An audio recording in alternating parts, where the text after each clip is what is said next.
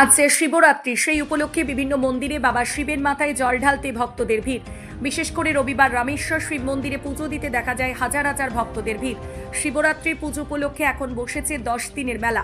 ভক্তদের স্বাচ্ছন্দ্যের কথা চিন্তা করে রয়েছে পুলিশের বিশেষ নজরদারি। এদিন দূর দূরান্তের শিব ভক্তরা এখানে পুজো দিতে আসেন। স্থানীয়দের থেকে জানা যায় পৌরাণিক কাল থেকেই এখানে শিবের পুজো হয়ে আসছে। শুধু তাই নয়, বংশামঙ্গল কাব্যে এই মন্দিরের কথা উল্লেখ রয়েছে। এই শিব মন্দির খুবই জাগ্রত। এছাড়াও স্থানীয় মানুষরা জানান এখানে পুজো দিয়ে অনেকের মনস্কামনা পূর্ণ হয়েছে।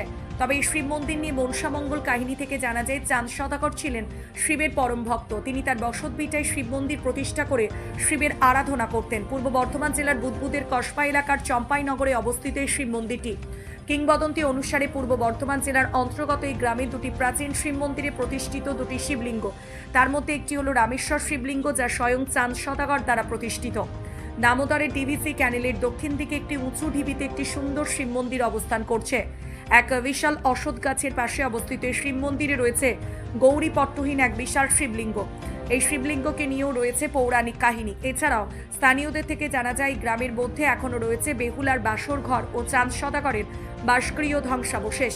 সেই কারণে এখানকার আলাদা একটা ঐতিহাসিক গুরুত্ব রয়েছে।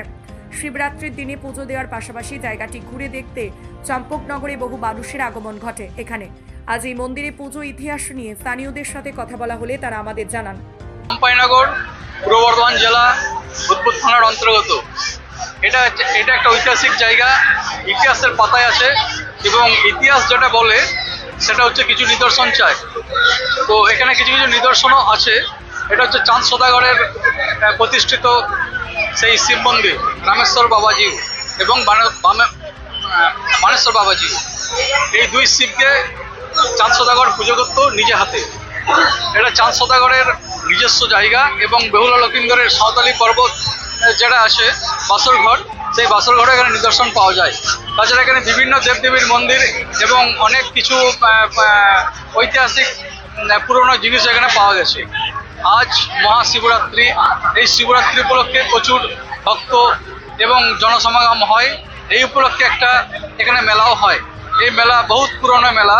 আগেকার দিনে মাগুরি সপ্তমী যোগের মেলা শুরু হতো, এখন সেটা প্রশাসনিক কারণে আগে 1 মাস ধরে হতো, এখন মোটামুটি 8 থেকে 10 দিনের মধ্যে মেলাটা সীমাবদ্ধ থাকে। তো আজ পূজা শুরু হয়েছে, শিবরাত্রি পূজা ভোরবেলার থেকে শুরু হয়েছে এবং আগামী কালও পর্যন্ত চলবে। দস্যু কালাপাহাড় যখন হিন্দু দেবদেবীর উপর যখন তিনি রুষ্ট হয়েছিলেন, তার একটা নাস্তিক যে ভাব এসেছিল, তো এই মন্দিরের উপরে উনি আঘাত করেছিলেন। সেই হিসেবেই ওইটা ভাঙা বা কাটা অবস্থায় আছে। তো মাথা কাটা শিবতলা বলে পরিচিত এবং পাশে একটা রক্তঝরা পুকুর আছে। ওই পুকুরে নাকি ভোলে বাবার মাথা রক্ত করেছিল। এটাই আমরা ঐতিহাসিকভাবে জেনে এসেছি বা শুনে এসেছি। এবং কিছু কিছু নিদর্শন পাওয়া গেছে, আপনাকে আগেও বললাম। এখানে আপনার এই বেহুলার সতীঘাট, চাপাডাঙ্গার ঘাট এবং তার যে ঐতিহাসিক যে ব্যাপার, সেগুলো কিছু কিছু নিদর্শন এখনও আছে। তাছাড়া এই যে শিব মন্দির, বিশেষ করে এই শিব মন্দিরেও চাঁদ সদাগরে প্রতিষ্ঠিত শিব মন্দির, সেটা ইতিহাসের পাতায় ছিল এবং এখনও সেটা দেখা যায় বা আছে। যে মেলা হয়, এই মেলা প্রত্যেক জনগণ, প্রত্যেক সদস্য, প্রত্যেক ভক্তবৃন্দ খুবই সহযোগিতা করে। সবাইকার সহযোগিতার জন্য এই মেলা সুন্দরভাবে অনুষ্ঠিত হয়, প্রত্যেক বছরই হয়। আমাকে এখানকার মেলার আমরা মেলা কমিটি দায়িত্ব থাকে। আমাদের বিডিও অফিস থেকে, পঞ্চায়েত থেকে, সরকারিভাবে সব রকম আমাদের সাহায্য করা হয়। বিশেষ করে বুদবুদ পিএস প্রশাসনিকভাবেও সব রকম সাহায্য করা হয়।